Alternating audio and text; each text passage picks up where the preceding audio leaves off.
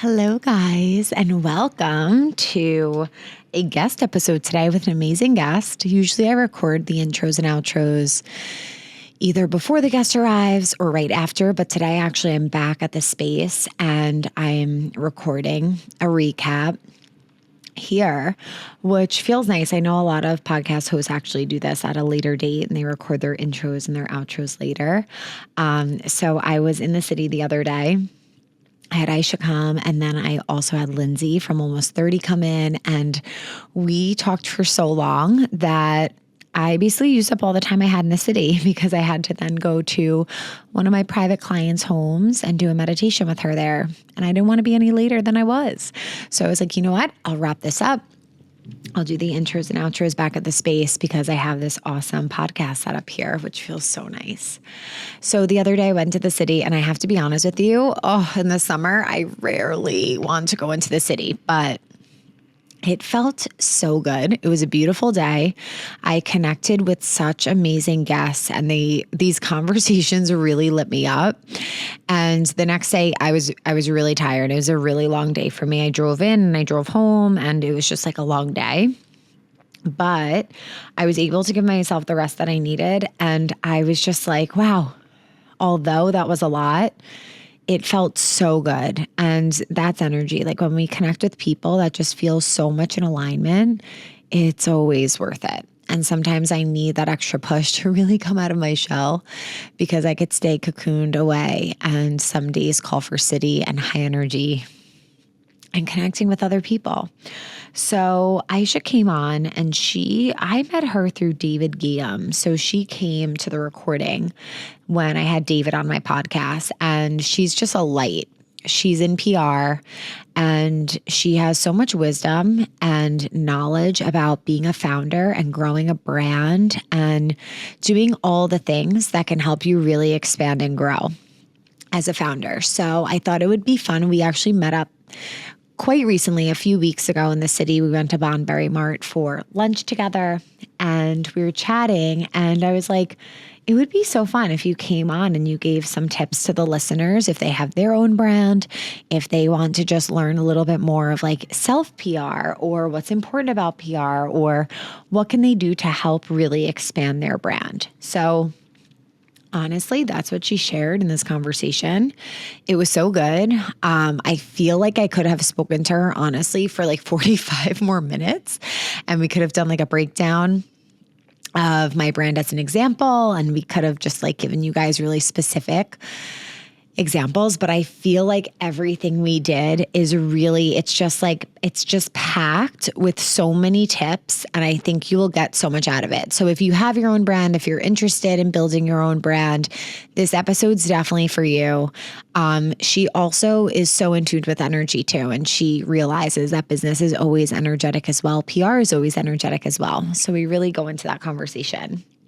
I hope that you enjoy it, and I'll see you on the other side. Hello. I'm so happy you're here. Oh, I'm so grateful and honored to be here. So excited. Last time we saw each other, we were like, we have to come on each other's podcast and like make this happen. We need to do a meditation on mine.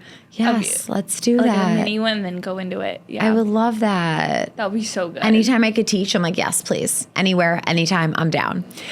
So I met you through David Guillaume when you guys came. Sitting right there. Yeah, when you guys came, when he was on the podcast, and like it was like instant connection.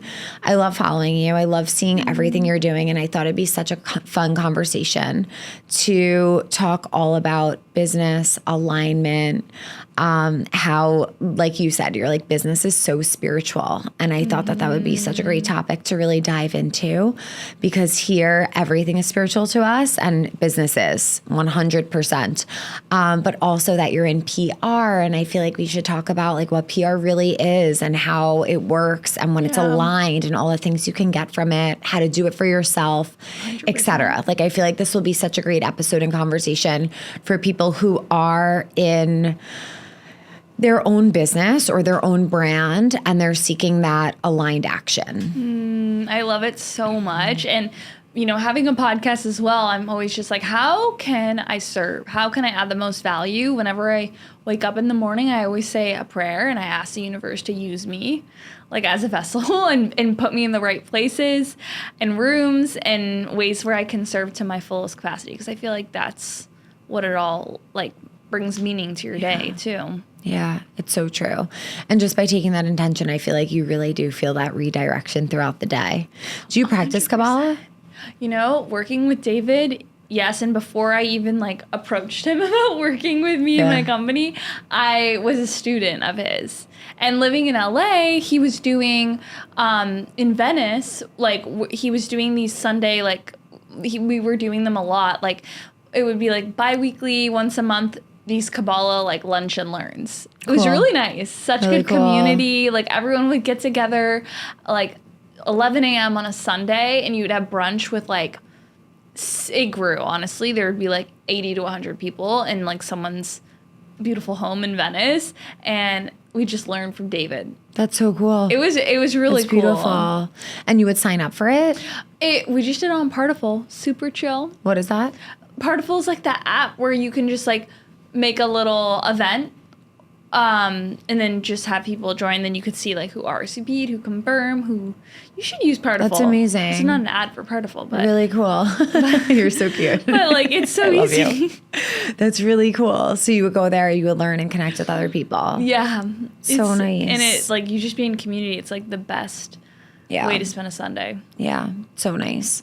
I know. Being in the Aquarian age, I feel like everything is about community, and any way that we can tap into that in a really aligned way, it's so expansive. Mm-hmm. Have you seen that in PR? Like, have you seen so many brands just shifting to community events? Oh my gosh. I think it's every brand, if they're not doing it, they need to, and they need to value it. But I also have so much to say on that topic because I think there's an art to doing it. And community, to me, yes, I understand brands and everyone has their target demographic, but the brands that I see crushing community building are the ones that combine, like, yes, having those influencers, those tastemakers, those creators, but then also having their like real community, the buyers, the customers come to these really cool, high level, very like aesthetic, beautiful, intentional events. Yeah. Like there's so many brands that I think, I see a lot of it, especially living in LA. There's so many events all the time. And I think it's very important for brands because especially in any industry, when it's saturated, it's like, what's going to differentiate your brand from someone else's? It's the community you have around it. Yeah. I know as a consumer, I really care about that too. Yeah, absolutely. I feel like we've seen such an explosion post 2020. I feel like the last 2 years, it's been so event focused. And that's even why I wanted to open a space, because I wanted a place where it can be aesthetic and it can be this like from the app to real life connection.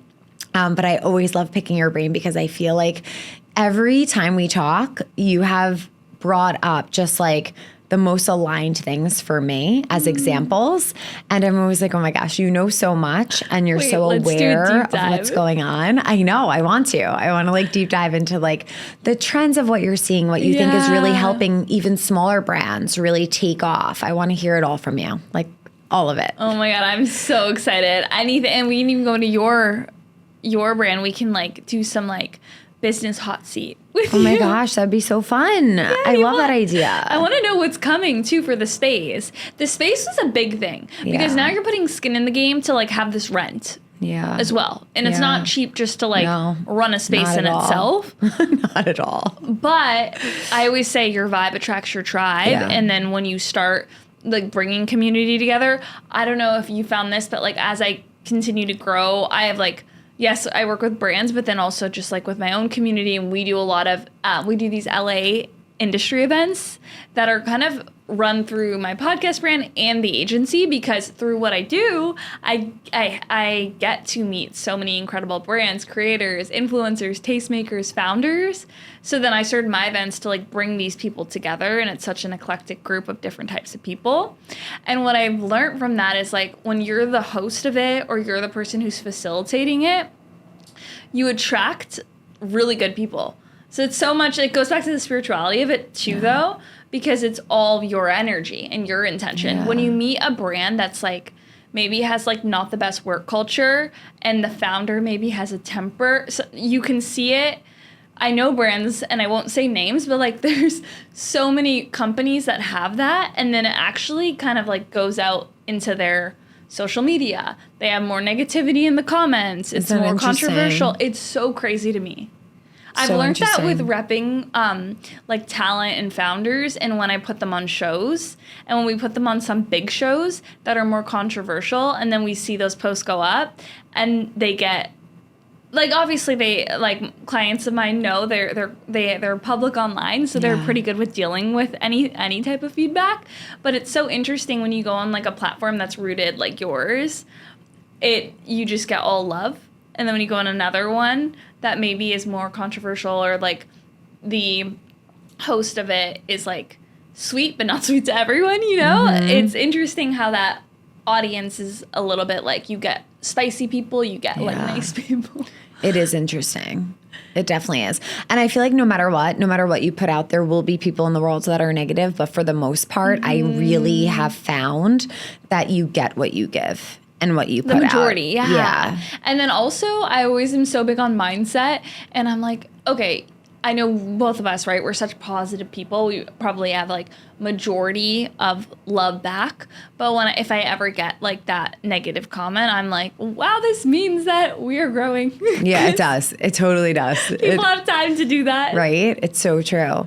Well, I heard you mention the word tastemaker. What does that mean? Ooh, I view a tastemaker, like I always say, like an industry tastemaker, as someone who is just, you know, like in the scene. They like know what's going on. They're like, maybe they don't have the huge social audience, but it's they have that network.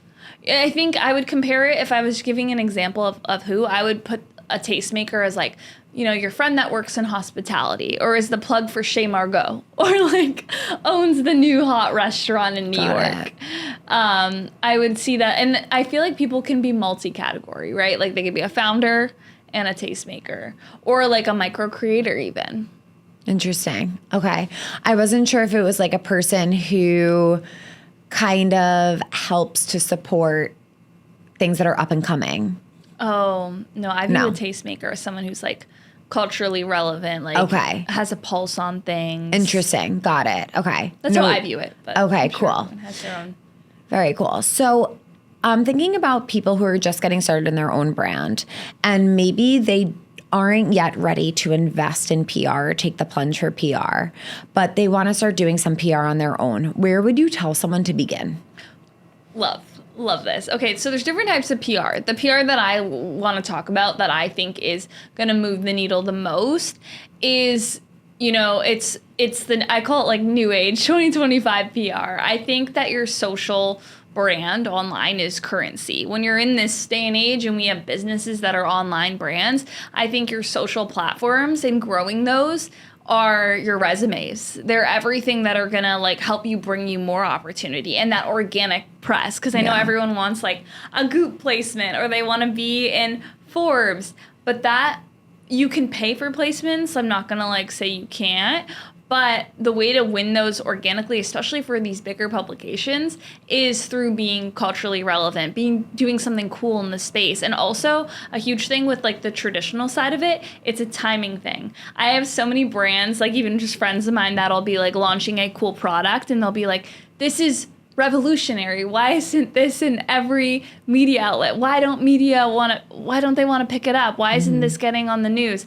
Well, I know a lot of like press outlets and writers and editors, it has to be a piece that's going to move the needle for them. So sometimes it's like, say you're launching this brand and it's the perfect storm of like maybe a trend that is happening and an influencer who's really relevant at the time in media for that week also picks up. It has to be the perfect storm for that organic press placement for those big needle mover like editorials. And then also with that, the value I will say with that, and then I'll go into like what I believe is really fruitful, especially at the early stage.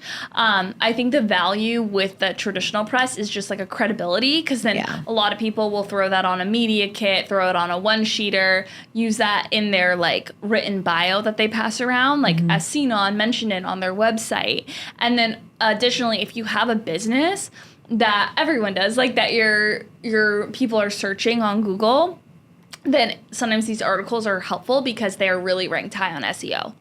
But then you can also do your own SEO through your own social content. So I know TikTok and Instagram, like you're doing a day in the life today, right? If someone writes in like day in my life, Erica, like it's not going to come up because it's not run, like Instagram and TikTok are connected like that. But YouTube is a huge area of opportunity for that organic growth and that SEO expandability. When we go to this topic of like early stage, what can I do to really begin scaling my brand? I think in this day and age, you know, social content is one thing. It has to be incredible, but it also has to be so niche and specific to you. Like knowing who you are, what you stand for, and what you have to offer, and your unique positioning is where the baseline of everything. And from that baseline, I think you need a consistent content strategy that is really congruent to your key pillars, which we can even dive into what your pillars are. And that will then funnel even like once you start branding yourself as like Erica's this, these are what she stands for, what she has to offer. And then these are the content pillars that are going to nurture that audience, engage them, entertain them. And then you're promoting that content weekly. You have set content that's going out. Your audience, it's like a TV show. They know what they're coming back to. You gain new audience traction.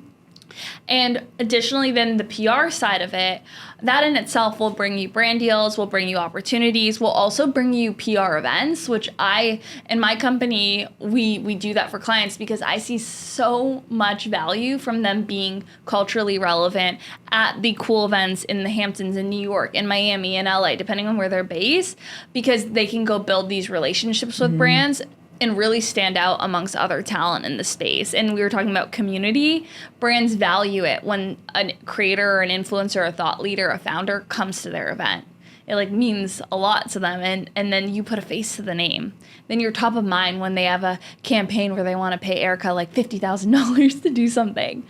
And when you know who you are, what you have to offer and what you have to stand for, I would really suggest that everyone listening who is wanting to start their own PR is to know what they would want to speak if they were invited to speak on a podcast, at an event, like knowing what your pillars are, because there's that saying, like, if you confuse, you lose. And especially early on, that saying is so true. When you are a Melissa Wood Health, like she could talk about, and she's built such an incredible brand, and I love using her as an example because she's built such an incredible like community as well. Yeah. But like she could go on a podcast and talk about, I don't know, like smoothies for an hour and people would love to listen. But when you're starting, like you need to know what your value offer is. And then I would recommend that you start building out your own like brand assets around that, your one pager, your media kit. So it's really clear when you're pitching yourself for these opportunities to get yourself in the room. I love that so much.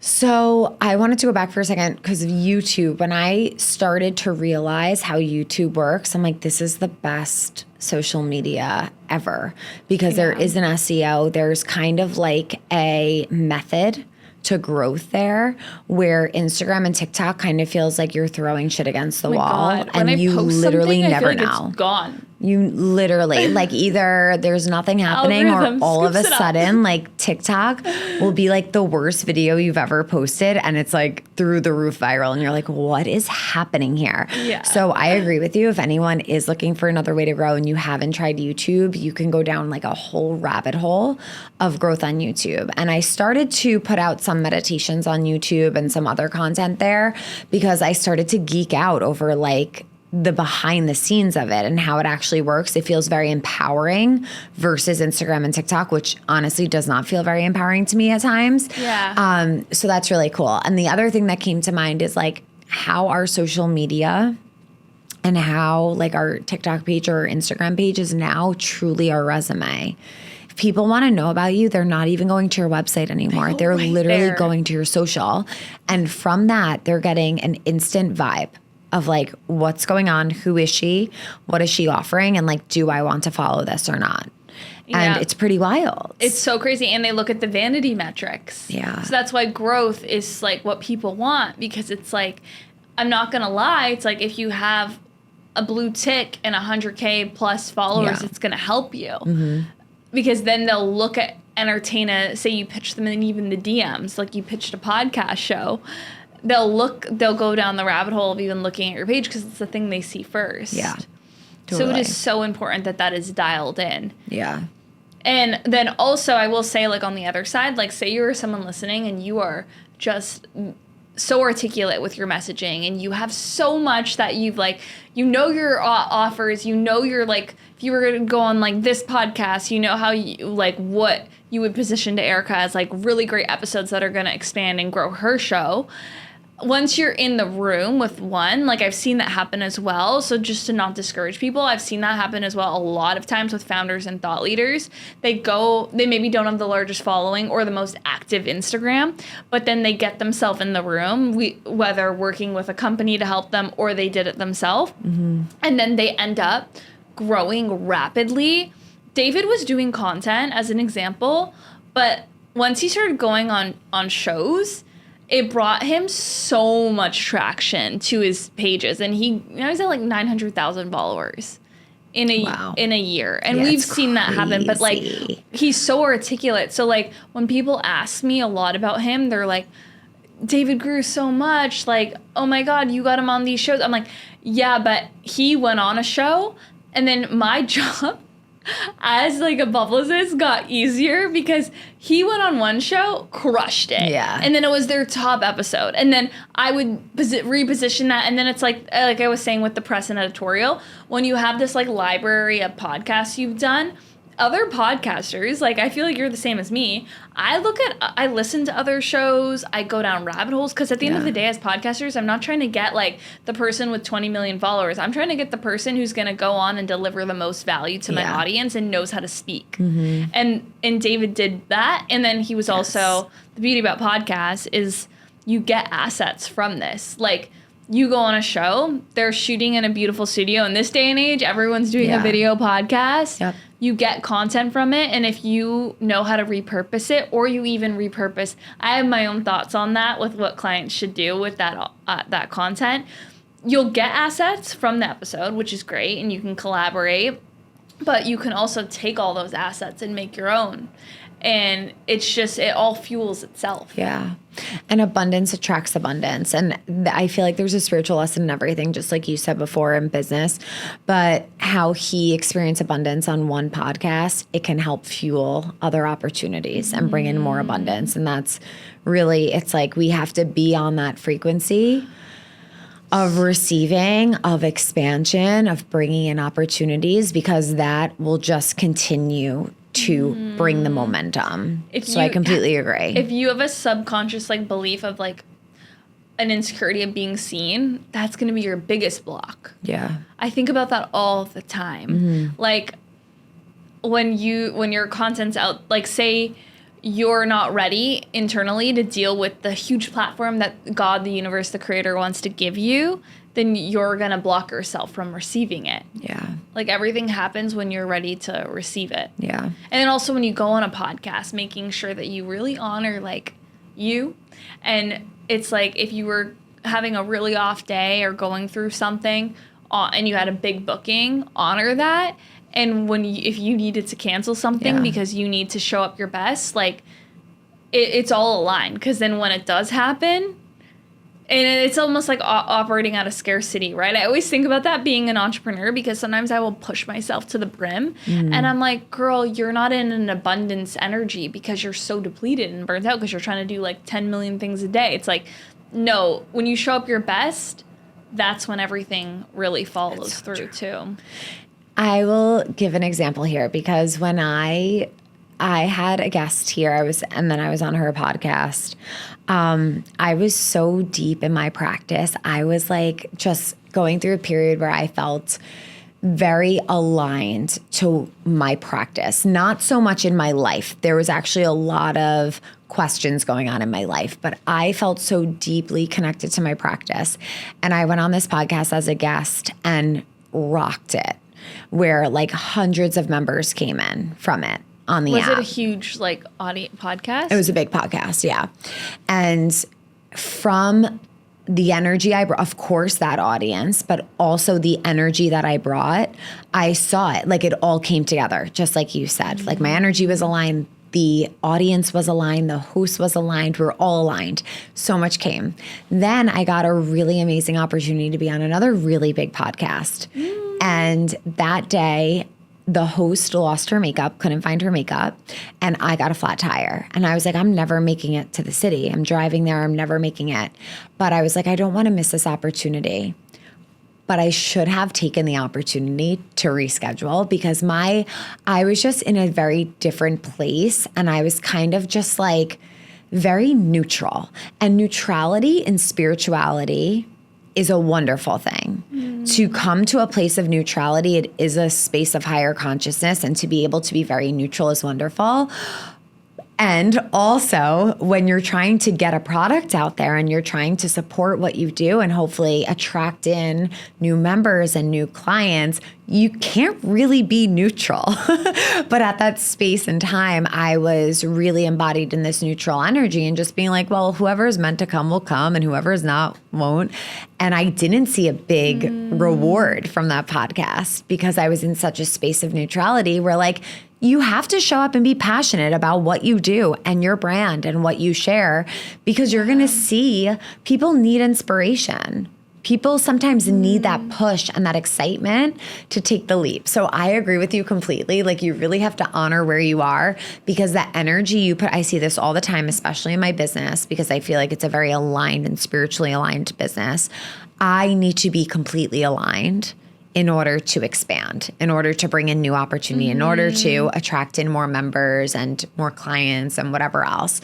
So I completely agree with you. It's so true. And it's in every facet of life. Every facet, right? I had on Lindsay, we met at Acme on my podcast. Yeah, and I love her. And I listened to her podcast a lot. And even with dating, I've like, when they say like, oh, if you're not feeling 100% that day, maybe like, it'll be a disservice to go on this date. And I always say that even with the podcast, with meetings, like if I'm not going to show up my 100% best self to this meeting that I have like at 5 p.m., then I'm doing a disservice to them and myself because I'm not showing up my best. But it also comes down to, knowing yourself, but then also having enough belief and certainty and trust that like the opportunity will come again too. And like if you honor that, it'll happen when it's meant to. 100%.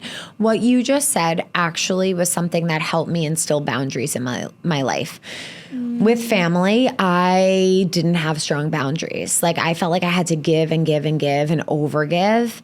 And that exact thought of if I'm not aligned and I go and spend time with family today just because I feel like I have to, just because I feel like it's the right thing to do, I'm actually not in service to them and it's not going to be beneficial to them and it's definitely not going to be beneficial to me. And that thought alone, it's probably helped you being like high energy, who you are, wanting to do all the things. I would imagine it helped you to have boundaries with work, and it's helped me have boundaries in my life too because I've seen that to be so true. Yeah, and it's like being people who are serving and leading, it's like you cannot pour from an empty cup. Yeah. And it's so crazy. Like I always come back to that quote, like the second that you choose you, everything else chooses you too. It's so true.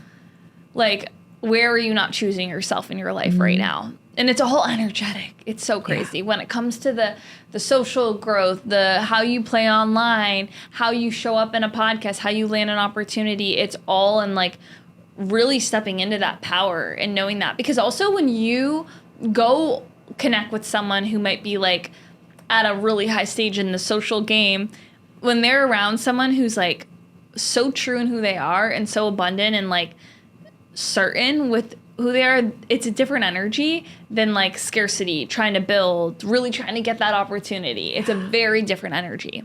Yeah. And you said before when we were talking, I think it was off camera, you were saying if I have to like force and work at something and like try, it's just like you back away and you're just like, no, surrender. This isn't flow and I need to surrender. And as I'm a projector in human design, and part of my type, my makeup, is actually being invited in and not soliciting myself, not going out, not reaching out, but actually waiting for an invitation in. So doing my own PR, I actually feel like I'm never quite successful because that's not really supposed to be my approach. I'm not supposed to go out and look for things. And when I've worked with PR in the past, I've been successful, maybe because someone else has been doing it. But I'm just curious if you've seen in your life different clients, like some people be able to just magnetically bring in opportunity, whereas others aren't really meant for that approach. Do you feel like that's true for some? I think it's definitely it's like a loaded question because it's a blend. Yeah. And it also depends on like where are they pursuing like doing content regular? Are they like actually showing up daily online? Because that in itself attracts a lot of things. Yeah. But I will say like the clients who really crush and attract it in are the ones who are super like strong in their power and walk with confidence and are being really consistent online. And then I think when you then combine like someone like myself and my team behind them, and then they're also just like when they go places, people are like wanting more. It kind of is the perfect storm because then like they'll pass off things that are coming inbound and they're getting a lot, and then we vet and it almost like takes the relationship to another level and another potential if it's a brand or a paid opportunity. But then when you're also pitching them and like putting that energy out, it's insane because it's like they can feel that energy. And then you have the clients who maybe really want it and you can feel that. And obviously when we do things from like a neutral place, because it's like not our brand, like I work so hard, my team works so hard, and they're so invested into everyone we work with. But it's so funny because it's like, it's not funny, but like, you know what I mean? It's almost what you're saying. It's just kind of a realization for me. It's like when they want it so bad, it's almost like they're blocking that abundance from coming in because something weird will happen. It's not like, we don't have the relationship or something like that. It's like, we're not interviewing like women in this space right now, or like we're actually on pause, or like, you just reached out and we just closed, but like something like will happen like that doesn't usually happen. Interesting. And it's almost like it's because they want it so bad it like blocks it. Yeah, it's like it's the lacking of detachment of letting it go and being like, this will happen when it's meant to happen. So if someone is doing some of their own PR, so I'm thinking like for their own PR, some ways I've done this is like reaching out, DMing different accounts, seeing if people want to do meditations with me, or reaching out to be a guest on a podcast, just kind of like a cold call reach out. What would be your biggest tips for someone? What should they include in the email or their one-sheeter or whatever it is that they're sending? What should they send? What should they include? What should they spotlight? How should they position themselves, etc.? Okay, so I have two approaches that I'll say. So number one, I'll go off of Instagram, that approach, and then we can talk email. I think depending on it, everything depends, right? It depends on the podcast, it depends on the host, it depends on the outlet, the opportunity. I think if you're someone like yourself, like Erica, I think you have like an amazing page. You have like, I look at your page and I get a really good sense of you. Thank you. So you're at like, I think for you, DMing, you'd have a high success rate in the beginning. And I keep DMs. I've done it the other way before, like 10, 15 years ago, where I'll write, like, you can write too much. No, I'm super big on using DM as like just a way to connect. Got it. Like I would use that as your tool to get the right point of contact and form that relationship. So if it's a podcast, maybe DMing that host and just being so intentional and sincere, not pitching yourself, but moving a relationship first. Like finding something you can like you both have in common. A lot of the things that I like to do, so when I'm DMing someone, for me, it's like, how can I establish rapport with them instantly? Like, how can they read this message and in this like 3 to 4 line message, get a vibe of my vibe, but then also like feel like they want to connect with me. And the way that I like to do that is now being in the industry for so long, I will look at mutual friends. I'll comment on something that we both really share in common. If they're in LA or New York, I think there's so many things to bond over. If like maybe they're an influencer that they always get matcha every day at Matchaful and you love Matchaful, like you can make something cheeky and fun so they actually respond. And I would make that message super short. Like, who should we do as an example? We should just do like a little, say you want to go on like the Almost 30 Girls podcast. Like, hey, but you guys are friends now, right? Lindsay's coming on next, which I'm excited about. How did that I think through DM. Lindsay and I connected through DM, actually. Amazing. Yeah. But I think they're a good example. So say you want to get onto their podcast. But even if you guys were at the same event in New York, or like you didn't go to an event, or you saw her at an event, be like, hey, Lindsay, like, I'm also from the city as well, or I would edit this. I'm just like saying it off the cusp, but like something you could say something like, I also have a podcast in New York. I saw you were at the Summer Fridays event last week. I didn't get to say hello, but I'm Erica. We run in similar circles.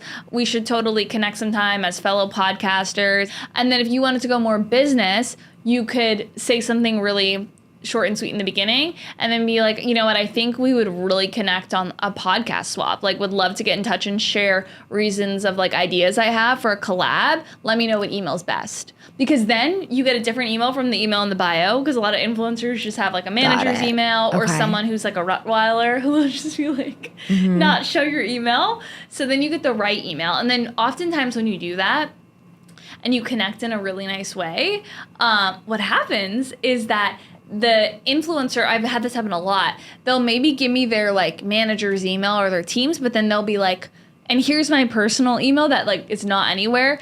Make sure you loop me in. And because then they'll make sure that they tell. That happened to me with like something with someone on TV who I'm having on my podcast next week. So he was like, make sure you tell them I want to do it, because it has to go through like 5 levels of PR with this person. And he's like, and copy me in. That's great. So it was so cool. And then on email, it can be more formal. Yeah. It can be a lot more professional. Usually you'd probably be addressing like their team if they are big, or it could just be them and then they'll loop in their team. And it shouldn't be super long. So I'm very big on clickable links, but I'm big on like a nice intro. And then I'll go into like another tool you can use, but a nice intro of like where you came from. And then you guys were chatting about like podcast opportunities. Like you can share a little bit about yourself with like clickable links. Like when you say your name, like make that a clickable to your Instagram. Like we're saying, that's even more valuable than the website. Yeah. Linking things, like that's when you can do your like high level elevator pitch, but make it customized to the person. And then and you can also give like suggested topics for why you would think this collab is great. That's really specific to them. If it's a brand, same thing, but specific to them.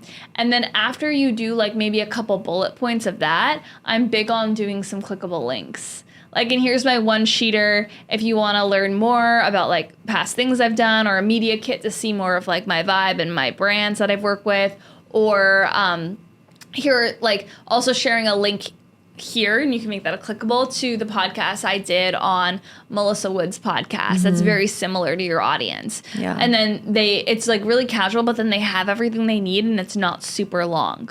Got it. I love that so much. These are such good tips. And when I receive emails for pitches to be on this podcast, I love when they give suggested topics. And sometimes at first I'm like, I don't know if this will work. And then I read like their suggested bullets of what they want to talk about. And I'm like, ooh, actually, yes. And I've learned that by receiving those emails. I'm like, I should do that. And when it's specific to their show. Yeah, definitely. Like so specific. And then another thing you can do, I'm so big on ChatGPT. Tell us how. Like I don't know, it's become like my best friend. I love it too, but I want to hear how you use it. I'm so specific because I do this and I write a lot. I'm very specific, but I know if you're new to this world, it's a lot. So I would maybe you just talk to ChatGPT like it's your friend or your assistant. So you can put in your email straight up. You can just like put in the copy paste and be like, make this better and compelling for this show. And it's the internet. It'll look this person up. It'll do everything. And then it'll give you a copy back. But a couple things there, like I'm so big on people not copying and pasting it exactly because I can tell, being someone who like lives in their emails and is in this world.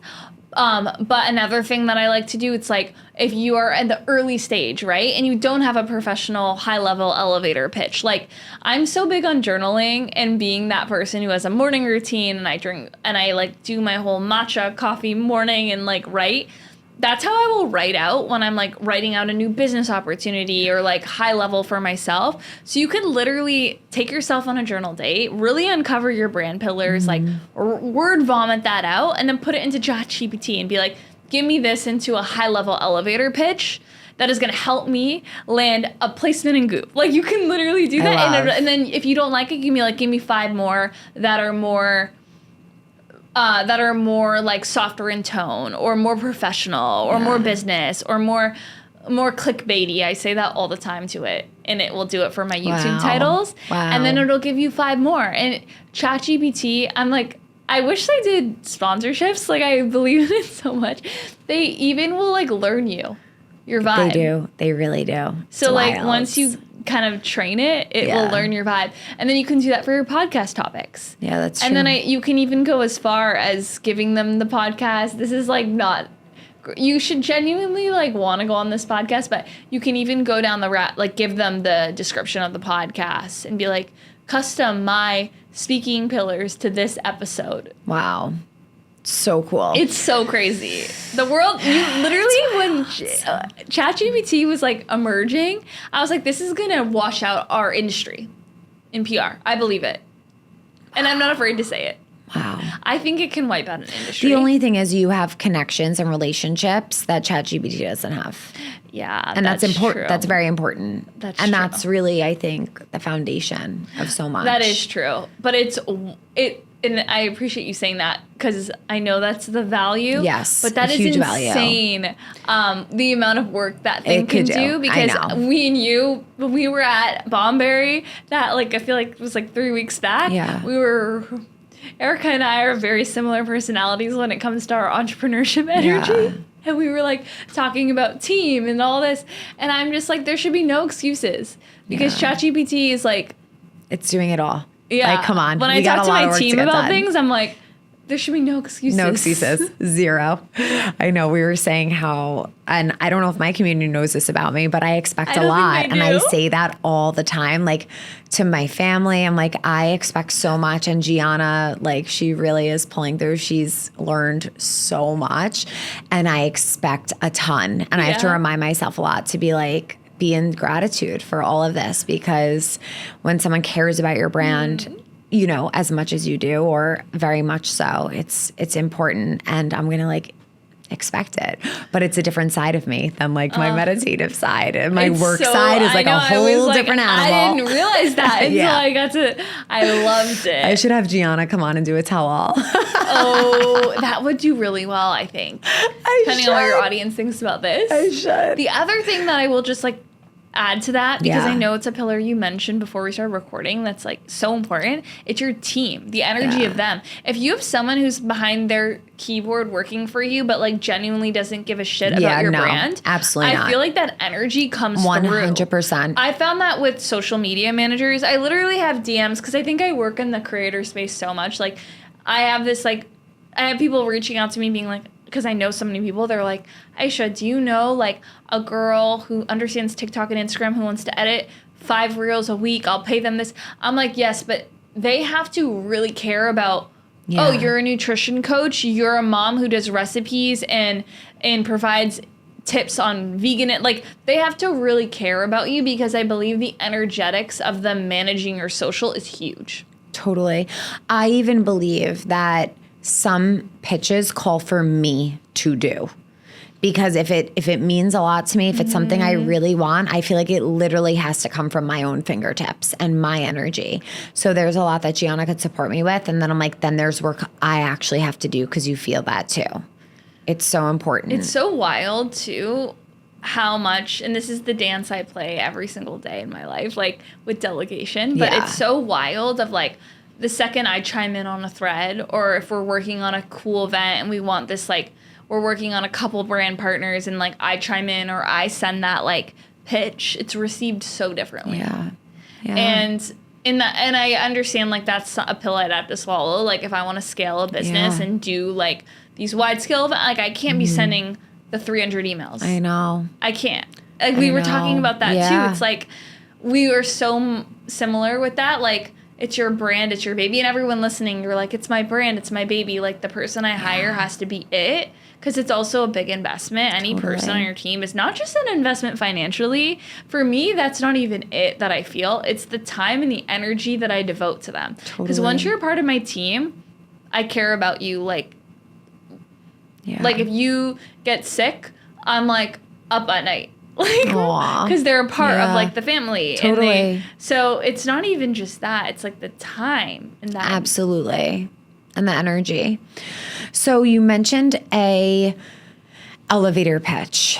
What did you call it? Like a high level elevator pitch. It's like when you're at an event and you're meeting like hundreds of people and you're like, hey, who are you? What do you do? What should it include? Tell me. So it should be Stark Notes. Like, depends who you're speaking to, but on this email and this whole topic, I want it to be short and I want it to just be high level. Like, I'm Erica. What are your titles? I'm the founder of Evolve with Erica. By Erica. By Erica. I always say Evolve. I know, people think it's with sometimes. Evolve by Erica, which is and then you say what it is, but in a condensed way. Yep. Let's do you. Okay. And then we can kind of like go into it. So say I was a brand founder and we just met on the street of New York, because this happens all the time in big cities. This is what I love about like you're always at the right place at the right time. You meet the right person. And obviously you custom it to your vibe and the flow of where you are. But like I was the founder, what's your favorite brand that you want to get in front of right now to lead a meditation? Maybe like Beyond Yoga. I love their clothes. So maybe they're everywhere right now. I love them. Okay, so say I'm the founder of Beyond Yoga and I was getting my matcha in front of you. And we like, and she even did it. I love your shoes. Where'd you get them from? And then you just start chatting. Oh, so just tell me which one. So thank you. Thanks for the compliment. My name is Erica. It's so nice to meet you. I'm actually the founder of Evolve by Erica, which is an online meditation platform where it really meets you wherever you're at. So if you need to calm your anxiety or anxious thoughts, there are meditations for that. If you want to take your spirituality to the next level and really expand into your highest potential. Pause. Yes. So too long. I would say so right away you went into like trying to pitch me for it. Okay, I thought I was supposed to. No, you're just like, we're at a coffee shop. You're just like, okay. And this even works for like the email, by the way. So you said I'm the founder of Evolve by Erica, which is a meditation platform. And then perfect. For who? Then you just high level for these people. Okay. And then the outcome. So who's it for? Outcome. You were like going into it's beautiful for like a sales page. Like, got it. This is for this person. You need this. Got this it. person, this. So who's it for? Like, I know it's for a lot of people, but like it's for the high performing, over stressed out, burnt out woman who's crushing life but needs to really slow down. Got it. And we do it through like mini meditations, the long form events. Like they can access it all through. Obviously, it's not my business, so I'm like riffing, and they can access it all through this like easy app that I created. I love that. And if it was and then even if you're doing this in an email, I would even recommend like after that you can have some like credibility.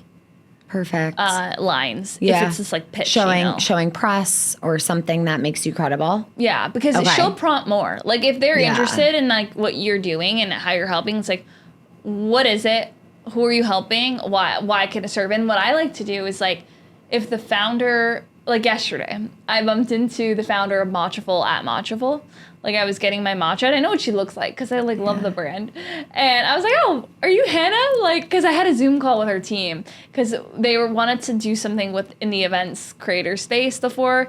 So I had a call with our team and then what did I even say? I was just like, oh, I come here twice a day, every day. I don't know. I haven't met you yet, but everyone talks about you, and she was so nice. And then she was like, oh my God, I love that. Like, thank you for supporting. I was like, of course, open up in LA. And then she was like, and I'll read the room. Like, she was like, so what do you do? Like, why are you always here? Yeah. And then I just told her what and then she was like, she initiated. I think because, like, I'm in a place right now where I don't care to pitch myself. I'm, like, not looking for anything. I'm just, like, I'm like doing my thing. I have all these things I'm working on my business. I find like, cause I'm in this state, I'm attracting it all. Mm-hmm. Like then she was like, what do you do? Oh my God. And then at the end of it, she was like, can you email me? It's amazing.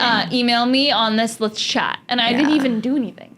I just kind of like spoke with a lot of energy on what I do and why I'm so passionate. That's you. And that's why everyone who meets you wants to hang out with you. It comes with the energy. It is. It really is. I love that so much though. But also at the same time, let me just say this because I think a lot of people will be stressed walking down the streets of New York when you see people, or in LA, like you always bump into people. Only do it if you're in the mood. Totally. And read the room. Yeah. Because sometimes I see people where we live, like I see people all the time. Like I'm in a workout class on Melrose and I see like a big person that I would love to chat with or that can move the needle for not me, but a client. Like, and I'm just like, I could say something, but I also feel like that girl is just trying to work out and go home. Totally. Or like that person at Air One is just trying to get their smoothie and leave or eat in peace. Yeah, totally. Totally. Yeah. I agree. And your energy too, like is my energy up for showing up in my biggest way right now to magnetize that opportunity. So don't stress yourself out too. If you I feel couldn't like, agree more. Don't force. If you're meant to see them, you'll see them again. And that always happens as well. Yeah. Oh my gosh. I feel like we need a part 2 because I could go like another hour talking to you, literally. Well, I hope we served. I feel like this has it. Even like went beyond what I thought the conversation would be. But before we close, I want you to share one piece of advice or insight of just being a business owner and entrepreneur. Like what is one thing you would say to someone that's like, shit, this is not easy? What's something of inspiration you would give them? You mean in the form of a quote or a tool? Either or, whatever comes to your mind. Like something that just comes to you about being an entrepreneur and like getting through the hard times. Love this. Okay. As I navigate even like entrepreneurship, it never gets easier. It never gets easier. You put more skin in the game. You're getting more uncomfortable. You're taking more risks. You're expanding and evolving more. So the most important thing you need to do in order to continue to keep up and to grow is to invest into you. And I don't even mean investing into you financially. I mean like time with yourself.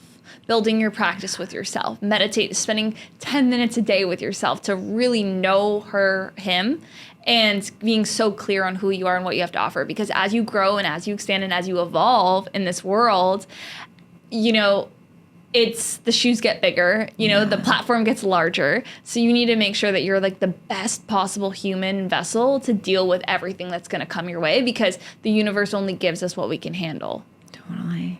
I love that. That's like all I think about. I love that. I mean, yes, it brings it literally all together. Where can everyone find you? Oh my gosh. Well, thank you so much. I feel like social is like, this whole episode's like been such a blessing to do. And I guess like the best place, I don't want to say too many things, but like social media is honestly, like we were saying, it's the perfect place to then go into everything else. That at Ayesha Sehra on Instagram and at Coffee and a Good Vibe on Instagram. That's my podcast. I do events and they're all posted. I post a lot of our events like on Instagram. We have a website and all of that. But the podcast is Coffee and a Good Vibe, which will have your episode. I love. And then we can do matcha and a good vibe and meditate and do it all. I love that. And yeah, those are the best. I think Instagram will direct you everywhere, but we're everywhere on YouTube and podcasts and website. You know, we have to do it all. Thank you so much for being here. Thank you. Thank you. Thank you guys so much for listening to the conversation today. I hope that you got a lot out of it. You can follow Ayesha on Instagram and everywhere else that she is. I believe she said she has a YouTube too. We'll link everything in the show notes for you. But she's such a light. She shares so much wisdom and she really is so expansive. So I hope that you got anything that you were looking for out of this conversation. And I truly appreciate you being here and listening in. Thank you so much. And I can't wait to see you next time.